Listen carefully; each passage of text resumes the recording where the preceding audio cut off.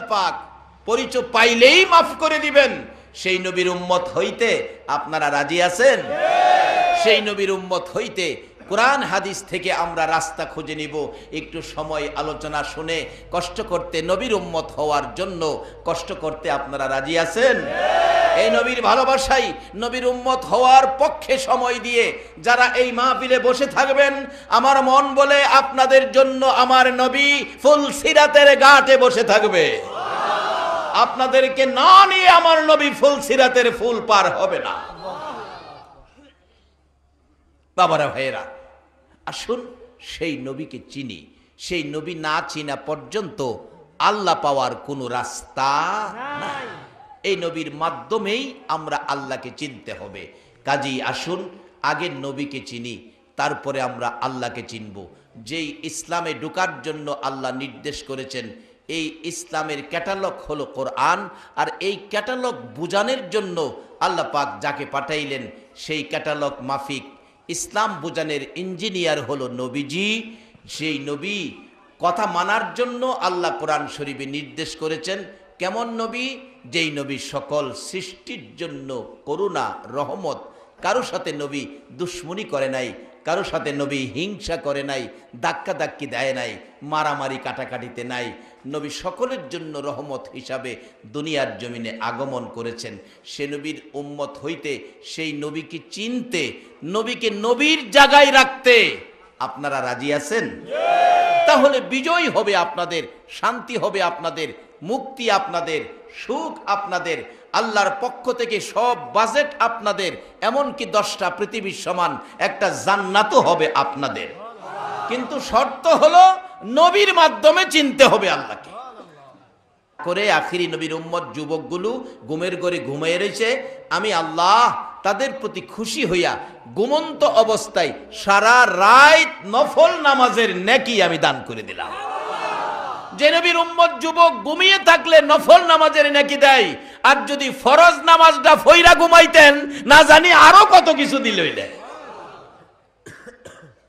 বাবা, এত বড় নবীর উম্মত আমরা। একটু চিন্তা করেন, বাড়িতে গিয়া নিজেরে নিজে একটু হিসাব মিলাইয়েন। এর চেয়ে বড় এই নবীর উম্মত যারা হইছেন, এর চেয়ে বড় চাওয়ার, এর চেয়ে বড় পাওয়ার আর কিছু নাই। তাই চরিত্রটা পরিবর্তন করুন, আখরি নবীর উম্মতের পরিচয় দেন। বলতেছিলাম মা খাদিজার জীবনী। মা খাদিজা ডাকতেছে, ও যুবক, তোমার তো সবকিছু সুন্দর। জিজ্ঞেসেছে নবীজির চাচাকে, আবু তালিব, তোমার ভাতিজার লেখাপড়া কি? আবু তালিব ভাতিজার দিকে চায়, আবার খাদিজার দিকে চায়। খাদিজা, কি বলবো, দুঃখের কথা, আমার ভাতিজাটা জীবনে কোনোদিন বাবা কইয়া ডাকতে পারে নাই। লেখাপড়া কে করাইব? ভাতিজা তো বাবার মুখই দেখে নাই। মার গর্ভে থাকতেই বাবা মারা গেছে। মা 6 বছর বয়সে মারা গেছে। লেখাপড়া কে করাবে? আমার জানা মতো আমার ভাতিজা লেখাপড়া করতে দেখি নাই। স্কুল কলেজ ভার্সিটির যাইতে আমি দেখি নাই। তাতে বোঝা গেল নবী লেখাপড়া জানে না। আচ্ছা, আপনাদের চিন্তা কি, নবী কি লেখাপড়া জানে না? আল্লাহু আকবার বলুন। নবী যে ভার্সিটির লেখাপড়া করেছে, এই ভার্সিটির নাম হলো জাবালে নূর। এটা মক্কা নগরে। এই ভার্সিটিটার নাম হলো জাবালে নূর। আল্লাহু আকবার বলুন। যে ভার্সিটির ছাত্র একজন, শিক্ষকও একজন। ছাত্র হলো মুহাম্মাদুর রাসূলুল্লাহ, শিক্ষক হলো লা ইলাহা ইল্লাল্লাহ। এই ভার্সিটি আর কোন মায়ের সন্তানকে ভর্তি করা হয় নাই। স্পেশাল ব্যবস্থা। যেই নবী দুনিয়াতে আসলেন, আল্লাহ বলেন নবীর আগমনের জন্যই তো সমস্ত পৃথিবী সাজাইলাম। আজকের মাহফিল হবে, প্যান্ডেল সাজানো হয়েছে, স্টেজ করা হয়েছে, প্যান্ডেল সাজাইলাম। আল্লাহ বলেন আমার নবীর জন্য সমস্ত পৃথিবী আমার নবীর আগমনের প্যান্ডেল। মক্কা নগর হলো আমার নবীর আগমনের স্টেজ। মা আমেনার কুল হলো আমার নবীর আগমনের বসার আসন। যে আসনে নবী মুহাম্মাদুর রাসূলুল্লাহ ব্যতীত আর কেহ বসার সাহস নাই। কইবেন হুজুর এই স্টেজটা মক্কাই করলো কেন, বাংলাদেশে কেন করলো না? প্রশ্ন আসতে পারে। মক্কাই করার কারণটা হলো মক্কার মানুষ অভাবী, মরুভূমি, কিছুই হয় না। মুরব্বীদের মুখে শুনছি আগে মধ্যপ্রাচ্যের মানুষ আমাদের দেশে আইসা কাজকাম করে জীবন ধারণ করত, ছুরি চাক্কু বিক্রি করত, তালা বিক্রি করত, মুরব্বীরা বলতে পারবে। এই ইরানে ইরাকের হেরা আইসা এদিকে এইগুলি করে সুদের উপরে টাকা টোকা লাগাইয়া এই ছুরি বেচত, নানান জিনিস বিক্রি করে সংসার চালাইতো। কিন্তু মক্কা নগরে অশান্তি ছিল, মরুভূমি, কিছু হইতো না, মানুষ কষ্ট করে। আল্লাহ কয় এই জন্য রহমতের নবীর আসন স্টেজটা মক্কা নগরে দিলাম, নবীর বরকতে মক্কাবাসী সুখী হইয়া যাইব। বাবারা ভাইরা, আমি কি কথাগুলো বুঝাইতে পারতেছি? আজকে সে নবী আমরার নবী। মা খাদিজা জিগায়, আবু তালিব লেখাপড়া যদি না জানে তাহলে তো ব্যবসার হিসাবের দায়িত্ব দিতে পারি না। তোমার ভাতিজারে জিগাও রাখালের দায়িত্ব নিয়ে চাকরি করব কিনা। নবীজির চাচা আবু তালিব একবার ভাতিজার সুন্দর চেহারার দিকে চায়, আবার মরুভূমির রৌদ্রের দিকে চায়, আবার খাদিজার দিকে চায়, চোখের পানি ছেড়ে দেয়। রে খাদিজা, আমার এই সুন্দর ভাতিজাটাকে মা নাই বাবা নাই বলে আমি চাচা হইয়া মরুভূমির রৌদ্রের কষ্টের চাকরিতে দিতে রাজি হব না। আমি সম্ভব না, কষ্ট করব, ভাতিজারে এই কষ্টের মধ্যে দিতে রাজি না। ডাকতেছে খাদিজা, ও আবু তালিব, তা যদি না করো তাহলে তো আমার হাতে এখন আর কোনো চাকরি নাই। আমার নবী ডাকতেছেন, চাচা চাচা, ও চাচা আপনি অরাজি হইেন না, আমি মরুভূমিতেও রাখালের দায়িত্বে চাকরি করতে পারবো, আমি পারবো চাচা, আমি পারবো, আপনি অনুমতি দেন চাচা, আপনি অনুমতি দেন। এই যুবক, আমার নবী কি শিক্ষা দিয়েছে? ও ওয়ারুকের ভাইয়েরা, চাচা অনুমতি দেন, চাচার অনুমতি ব্যতীত ভাতিজা চাকরি নাই না। আর অহংকার দিনের কিছু বেয়াদব আছে, মা বাবার অনুমতি পর্যন্ত চায় না। যারা মা বাবার কলিজায় কষ্ট দিয়েছো, জান্নাতে যাইবা, বহু টাফ ব্যাপার জান্নাতে যাওয়া। বাবারা, ওয়াজটা একটু কঠিন হয়ে যাইতেছে, একটু করা হইয়া যাইতেছে মনে হয়। আর মনে হয় আমার দাওয়াত দিতেন না, না দিলে বাসি জবর দূর, কষ্ট হয়, পাওটাও ফুইলা যাবো থাকতে থাকতে। যাই হোক বাবারা, এগুলি কষ্ট না নিয়ে একটু চিন্তা করে কথাগুলো বাড়িতে নেন। এই রোগগুলি আমাদের মধ্যে ঢুকেছে, এই রোগ আমাদের দূর করতে হবে। আমরা এমন এক নবীর উম্মত যার মধ্যে কোনো ত্রুটি নাই। আজকে সেই নবীর ইজ্জত সমাজে প্রতিষ্ঠিত করতে গিয়ে আমরা সৎ চরিত্রের হতে হবে। আমরা আখেরি নবীর উম্মতের পরিচয় দিতে হবে। আমাদের আচার আচরণ দেখে যেন বিজাতিরা দলে দলে কালিমা পড়ে মুসলমান হয়ে যায়। আখেরি নবীর উম্মতের ওয়াজের কোন ক্যাসেট জানি একটা বাজতেছিল, গাজীপুর জেলার কালীগঞ্জ থানায়। এখনো কালীগঞ্জ থানায় অনেক খ্রিস্টান আছে। হিন্দু মুসলমান হয়েছে অনেক, কিন্তু খ্রিস্টান মুসলমান হয়েছে এ খবর আমি বাংলাদেশে পাই নাই। কিন্তু একটা খ্রিস্টান কিছুদিন আগে গত রমজান মাসে আমার মসজিদে এসে আসরের পরে ডাকতেছে, তোফাজ্জল হুজুরকে। বৃহস্পতিবার দিন আসরের পরে বললাম, তো তোফাজ্জল আমি, হুজুর আপনার আখিরি নবীর উম্মতের ক্যাসেট শুনছি। আমি একজন খ্রিস্টান সদস্য, আমার ভাই খ্রিস্টান সমিতির সেক্রেটারি। হুজুর আমি আখিরি নবীর উম্মত হতে চাই, কিন্তু উম্মত হয়ে হাত পাতে ভিক্ষা করব এরকম না। আমি আখিরি নবীর উম্মত হব, আমি একজন ইলেকট্রিশিয়ান, ভালো মিস্ত্রি, আমি কাজ করে খাবো, হাত পাতবো না। বললাম, বাবা খ্রিস্টানদের ব্যাপার কোন আইনের ফেসো হরি। আবার কালকে শুক্রবার গণ্যমান্য ব্যক্তিরা, জ্ঞানী গুণীজন থাকবে, তাদের সাথে পরামর্শ করে কালকে তোমাকে কালিমা পড়াইয়া মুসলমান বানাবো। এই সকালবেলা আইসা দেখি গুসুল টুসুল কইরা মসজিদের কোনাত বইরিছে, নামাজের সালাম ফিরাইয়া বললাম, মুসল্লিরা এই ঘটনা, আপনারা যারা আছেন জ্ঞানী গুণীজন একটু বসবেন, সে মুসলমান হতে চায়, মুসলমান হওয়ার জন্য আসছে। তখন বসছে মুরব্বীরা, জিজ্ঞেস করলাম এই ঘটনাটা কি করা যায়। একজন সাংবাদিক বলল, এটা আসলে আন্তর্জাতিক আইনের সমস্যা হতে পারে, তবে সরকারি অফিস ইউনো অফিস থেকে কাগজ করে নিলে, এফিডেভিট করে নিলে মনে হয় ভালো হবে। তাই কি কি লাগবে? তার ভোটার আইডি কার্ড লাগবে, এই সেই লাগবে। সে বলতেছে, আমি ভোটার আইডি কার্ড আনতে গেলে আমাকে জিজ্ঞেস করবে কেন নেই, আমার ভাই যদি শুনে তাইলে আমার উপর টর্চারিং করবে। তখন ওই সাংবাদিক বলল, ঠিক আছে, তাইলে কালকে আমি অন্তত পক্ষে ইউনো অফিস থেকে একটা কাগজে লিখিত তার স্বইচ্ছায় মুসলমান হবে, এটা একটু কাগজে কালকে নিয়ে আসবো। আমি বললাম, তাহলে আগামী কালকে তোমাকে জোহরের নামাজের পরে মুসলমান বানাবো। যুবকটা শত শত মুসল্লির সামনে দাঁড়াইয়া দুইটা চোখের পানি ছেড়ে ডাকতেছে, হুজুর আমাকে এখন কালিমা পড়ান। আপনারা যে ফাইসালা দিলেন কালকে আমারে কালিমা পড়াবেন, আজকে বিকালে যদি আমার মৃত্যু হয়ে যায় তাহলে তো আমি আখিরি নবীর উম্মত হতে পারলাম না। এখন আমাকে কালিমা পড়ান। ও আখিরি নবীর উম্মত, একজন খ্রিস্টান যুবক তোমার নবীর উম্মত হতে চাই, আর তুমি সেই নবীর উম্মত হইয়া তোমার চরিত্রে বেজাল রাখতে পারো না, নবীর কলঙ্ক হবে, নবীকে কলঙ্ক করতে পারো না। বাবারা আসো, আমরা আখিরি নবীর উম্মত হই। যে নবীর উম্মতের পরিচয়ের উপর কি না হবে, আসতেছি সামনে। আপনাদের কষ্ট হইতেছে না তো? বলতেছিলাম, খাদিজা বলতেছেন, আবু তালিব তোমার ভাতিজা রাজি হয়। খাদিজা কিন্তু এই রাখাল ছাড়তে রাজি কয় না, ছাড়তে রাজি। তোমার ভাতিজা তো রাজি, তুমি রাজি হও না। নবীজি বারবার বলতেছে, চাচা আপনি অনুমতি দেন, আমি পারবো চাচা, আমি পারবো। কারণ যারা যেটা পারবো এটা কইলাম কেউ না করলেও ফিরাইতে পারে না। ঠিক একটা বাস্তব ঘটনা বলি। আমাদের এক বেচারা এক শের চাইলের ভাত খাইতে পারতো, এক শের।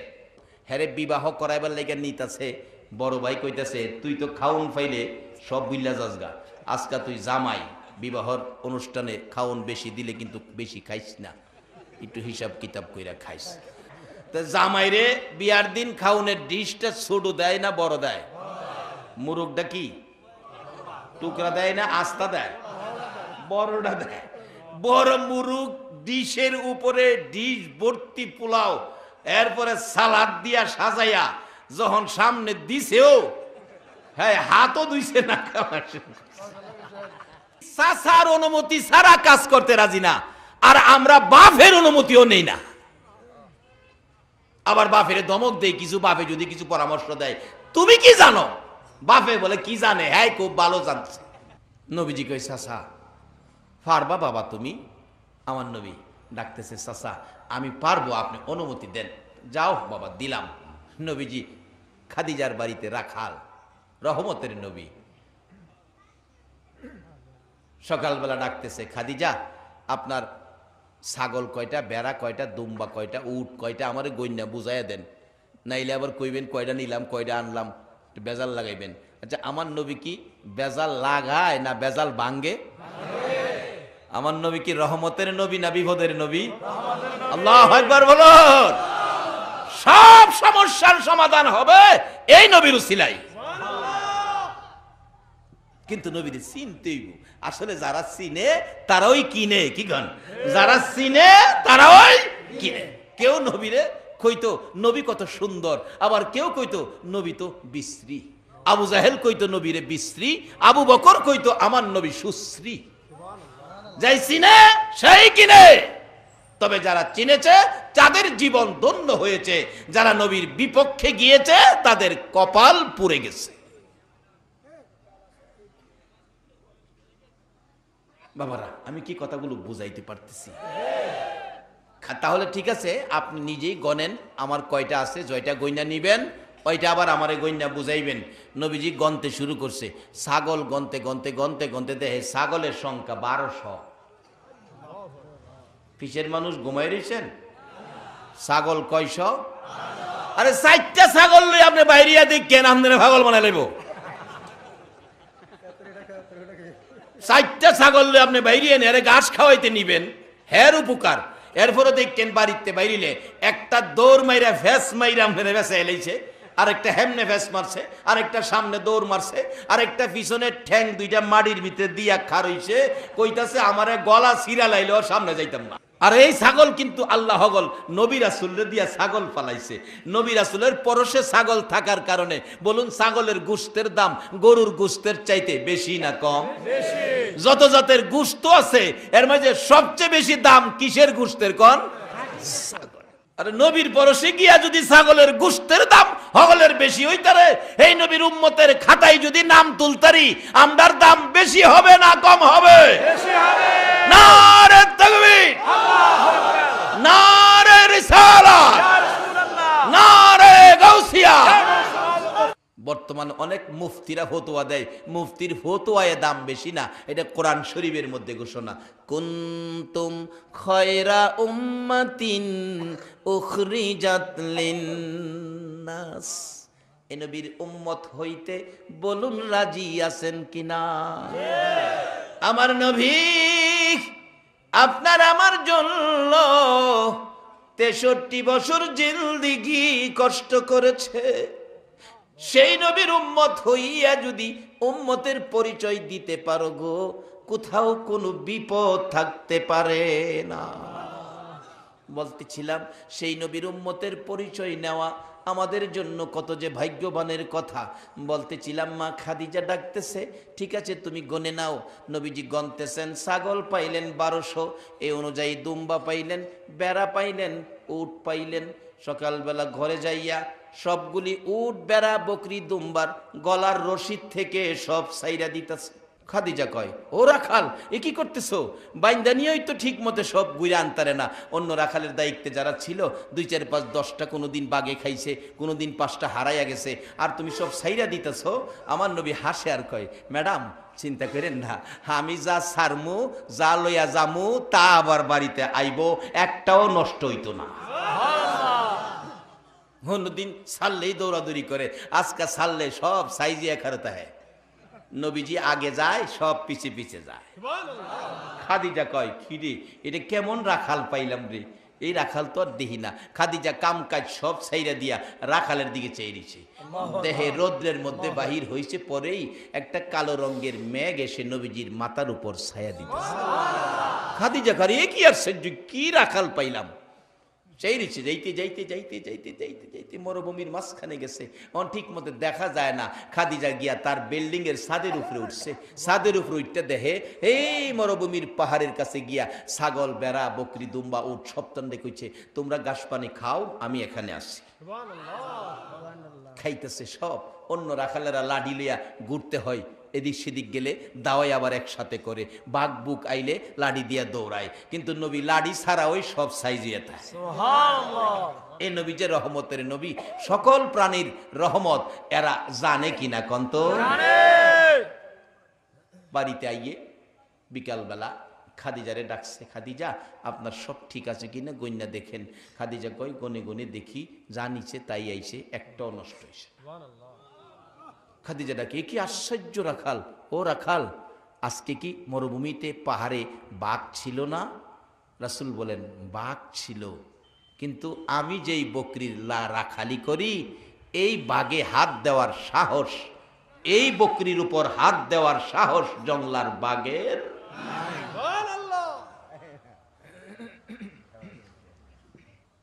যেই নবীর রাখালের জীবনে বকরির গায়ে বাঘে হাত দেওয়ার সাহস পায় না, এই নবীর উম্মত হইয়া যদি কবরও যাইতে পারেন, বলুন আপনাকে কষ্ট দেওয়ার সাহস কারো আছে? বাবারে কি করতেছো এই নবীর উম্মত হইয়া? আগিলা মুরব্বীরা একটু ত্রুটি যদি জীবনে আইছে, রাত্রে গুনগুনে কানছে, মিচামিচি কাটাইলাম জিন্দিগি, বলুন মিছামিছি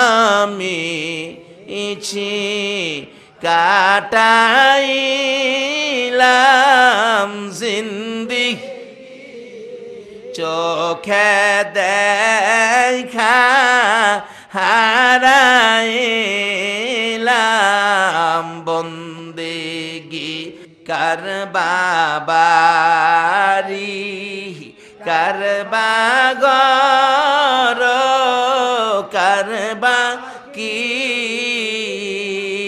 কার বাবা আরে কারবা গর কারবা কি অন্ধকার কবরে হবে বসতি হাইরে অন্ধকার কবরে হবে এই দুনিয়া মুসাফির খানা জানো না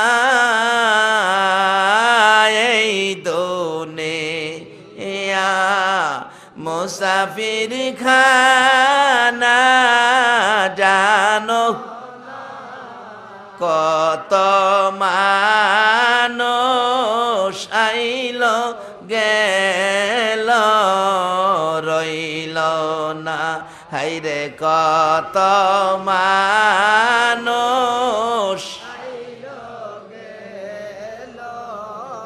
বাবারা ভাইরা আমরা যে দেশে আছি এ দেশে গেলাম থাকার কোনো বিষয় নাই ফাহাদালন কিছু করি কি করবেন আখিরি নবীর উম্মত হন যে নবীর উম্মত হইবার লেগা অন্য অন্য নবী রাসূলগণ পর্যন্ত দরখাস্ত করে কান্ত আর বিনা দরখাস্তে আমরা সে নবীর উম্মত আমার নবী যখন মেরাজের সফরে যায় চতুর্থ আকাশে হযরত ইদ্রিস আলাইহিস সালামের লগে দেখা ইদ্রিস নবীর দেখা নাম নবীজি কয় ইদ্রিস তুমি কত ভাগ্যবান নবী সশরীরে বেহেশতে গিয়া নাজ নিয়ামত খাইলা হুরবালা দেখলা কি তোমার ভাগ্য ইদ্রিস আলাইহিস সালাম হাসে আর কয় হুজুর যা কইতাছেন ঠিকই কিন্তু আমার তো সেই ভাগ্য হইছে না গেছলাম যাইতাম গিয়া দিহি বেহেশতের দরজা সব বন্ধ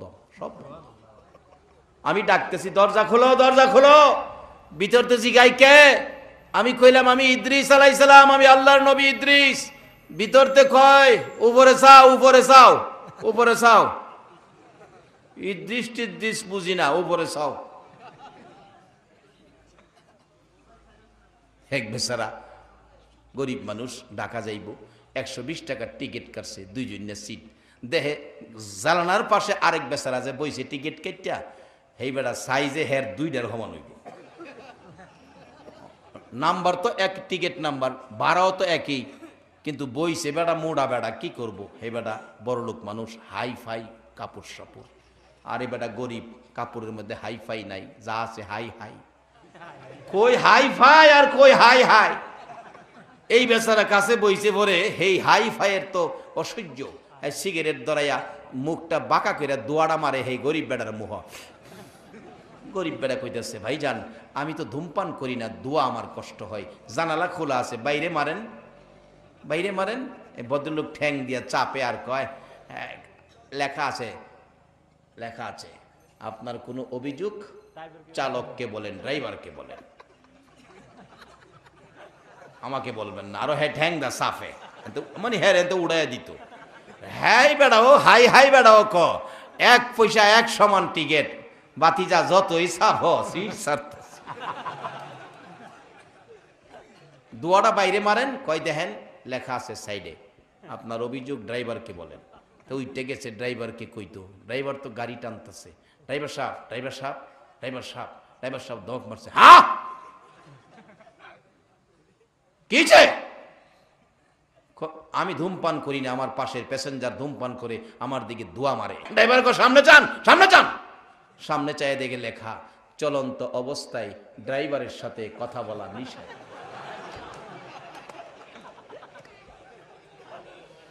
অহন বেচারা বিচার আর কই পাইব মনটা কষ্ট করে আই পড়তেছে ইদ্রিস নবী বেহেশতের দরজায় ধাক্কায় ভিতরতে জিগায় কে আমি ইদ্রিস আলাইহিস সালাম আল্লাহর নবী ইদ্রিস বেহেশতের ভিতরে যামু দরজা খোলো বেহেশতের ভিতরেতে কয় উপরে তাকাও উপরে ইদ্রিস আলাইহিস সালাম কয় ইয়া রাসূলুল্লাহ আমি উপরে তাকাইয়া দেখি দরজার উপরে লেখা আখিরি নবী উম্মত নিয়ে না আসা পর্যন্ত কারো জন্য বেহেশতের দরজা খোলা হবে না